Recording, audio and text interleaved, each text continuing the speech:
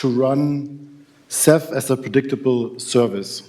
Because when storage becomes predictable, it becomes powerful. So a few words about me. I worked over 15 years with enterprise voice applications, so everything related to contact center, IVRs, and such things. And today I will share what I learned already in the past in my telco career. And I tried to transist those principles. Hello? Those principles to the storage world. So I will share. That's it. And sometimes I'm fishing, so I'm always looking at the lake, and because that's the only other situation where waiting for something invisible to happen is considered to be normal. What you will learn today. You will learn how to move from a reactive storage operations, where everything is an ad hoc ticket, to a proactive, product-oriented model. We will talk about 4 principles that helps to make Ceph predictable. It is service orientation, architect for change, data-driven operations, and cost transparency.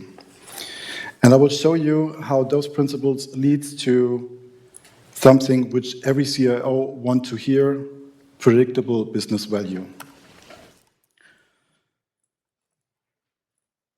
The truth is, storage only gets attention when it fails. When everything is running fine, no one asks about latency, capacity, or even durability. But in the moment where something goes wrong, the entire business stops.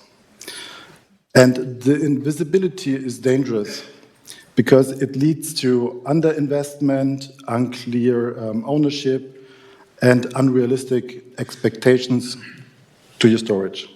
So storage needs to be treated not as a thing that exists, but as a service that is managed, improved, and measured over time.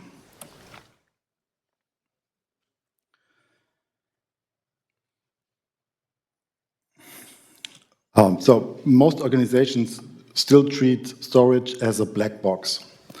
It's there until it's not. We often see a lack of visibility into capacity, costs, and also the performance. The people usually don't know how full the cluster is, what storage tiers they're really using, and what are the costs behind that.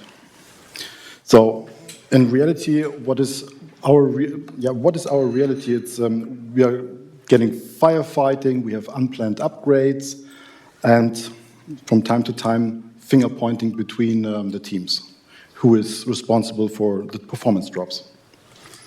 And the good news is,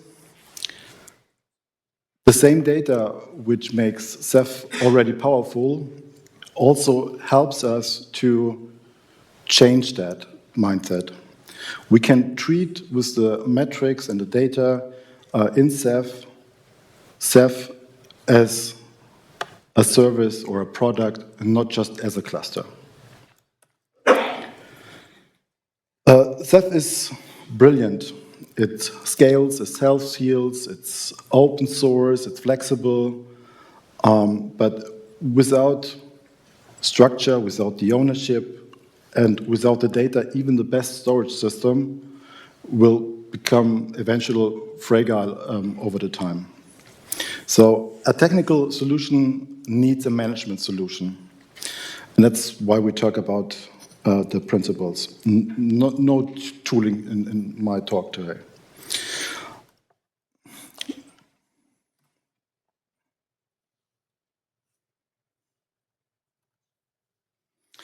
When we talk to customers, usually we find 3 mindsets about storage. The first one is it's a cost center. Storage is always seen as an expense. The ultimate goal normally for the majority of customers is always to minimize the euro per terabyte and using or thinking about standardizing the hardware, reducing the cost for operations or service contracts. The other view is you can view it as a resource. You as a team, you already operate your cluster, you manage quotas, tiering, do the capacity planning, providing access to the internal customers. But that's still an operational topic. It's not strategic. And the other view is you can view it as a strategic weapon. And this is where storage becomes a platform that enables business. For example, you introduce performance tiers for AI use cases or backup use cases. And you higher you go in your business, the more value you can create. And Ceph can be all three of those views. The only question is, which one should it be? So how do we get there? From invisible to predictable. And that's where our framework comes in. Over the years, I've identified 4 key principles that make Ceph predictable at scale. So let's go quickly through them.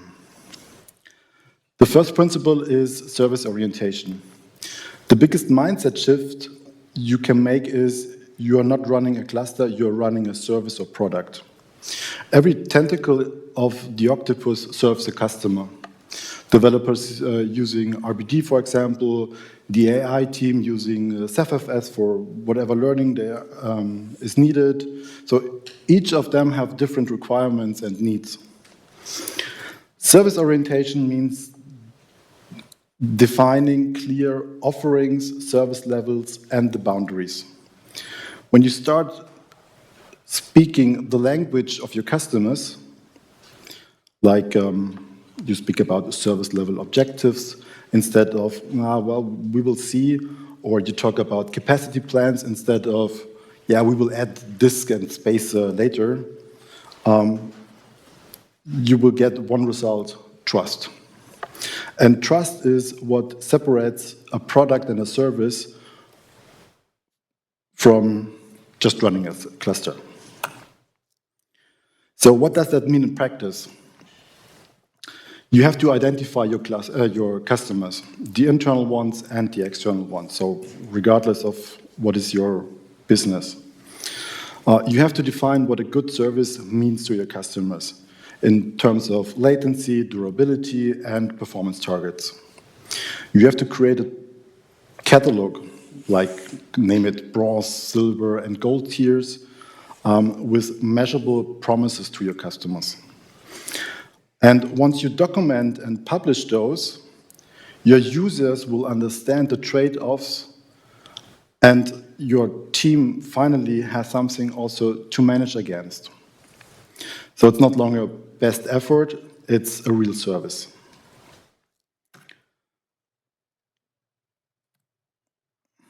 The second principle is architect for change. Change is not the enemy, it's guaranteed.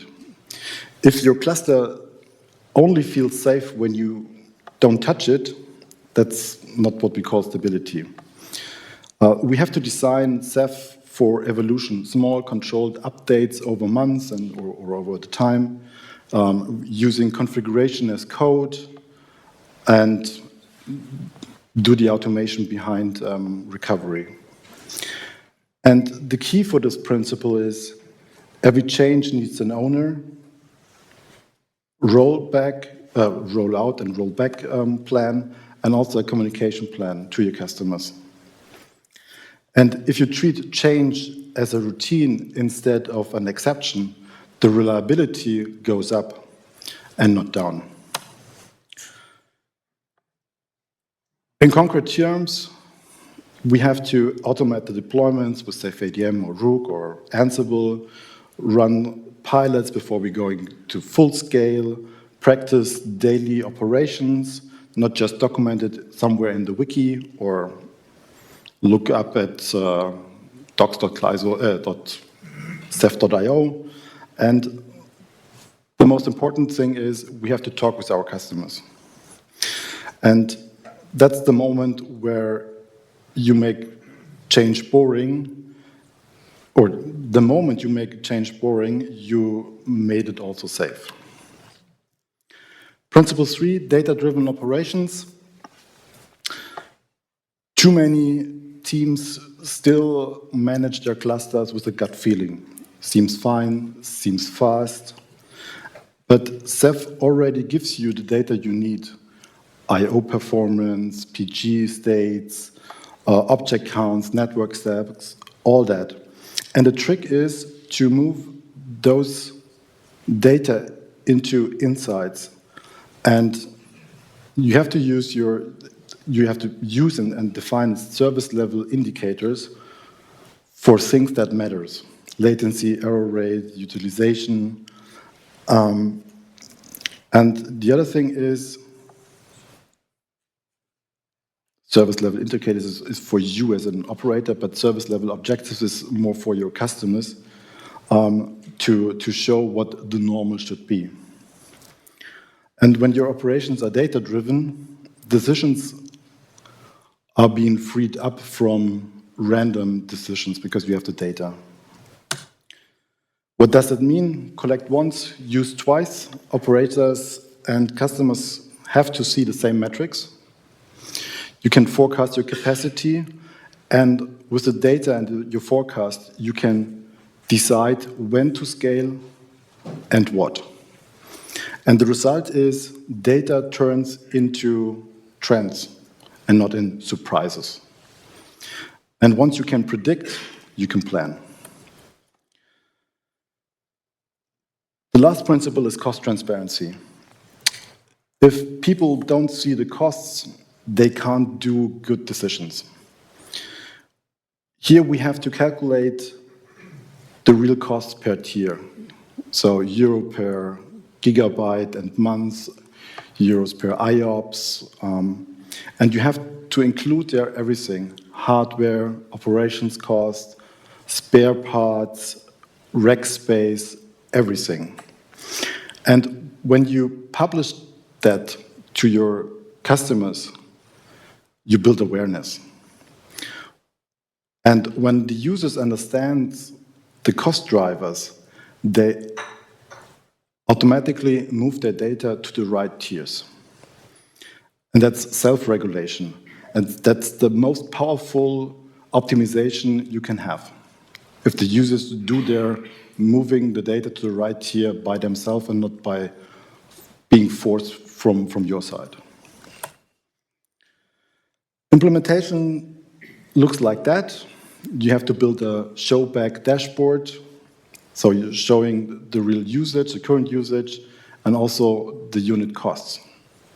You have to review that monthly with your customers. And then when you see the deltas between what we promised and the service level objectives to your customers, and you see the trends, you can justify architectural changes to your cluster and hopefully getting the money you need. And once the costs are visible, behavior change automatically. I have seen that a lot of times in my recent career in the telco space. So, how those four principles comes together? We have to balance three objectives: capacity, performance, and durability. And each tier defines explicit targets for all three. So we align SLOs for the business impact, or with the business impact, and we internally review the data at least once a week. And we make the reliability to a continuous conversation with our customers. And then it's not longer a reaction. And the outcome out of that will be Ceph becomes boringly reliable, and I think that's our all dream. That's an example how your first try of a dashboard or SLO can look like. So you define your different tiers, have a focus on it, and then you as an operator have your service level indicators, different ones, and the other one is the business side where you have your service level objectives.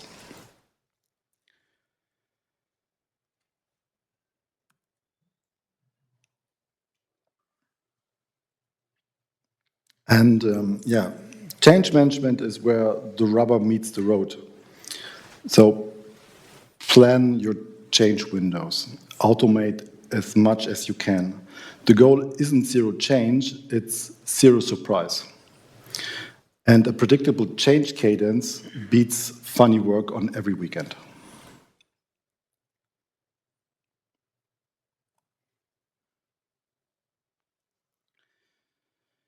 Incidents will still happen, and that's okay. What matters is how you respond. So you have to classify the severity, stabilize first, investigate later, and finally you have to run a blameless postmortem. Every incident teaches you something. So learn, adjust, and move on.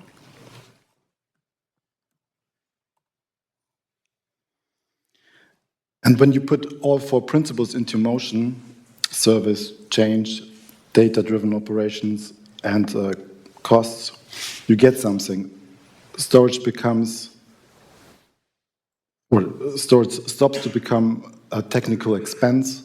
It becomes a predictable business asset. So let's look how this will be. When you apply all four principles, you get a predictable business value.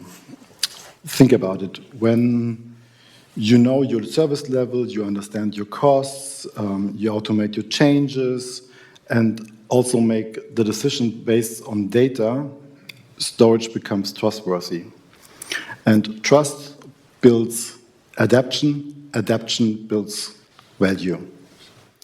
That's the shift from storage as a cost center to storage as a capacity, or with a capability.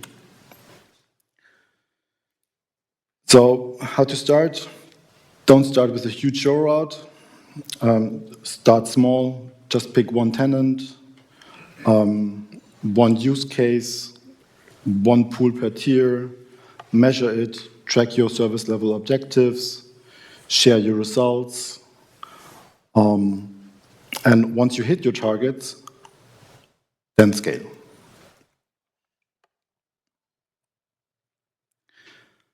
How can your next 90 days look like? In the first month, you define your service catalog, identify your tiers, and then map them to business use cases. And then the next month, onboard one or two pilot tenants, collect the real metrics, validate your service level objectives and trends.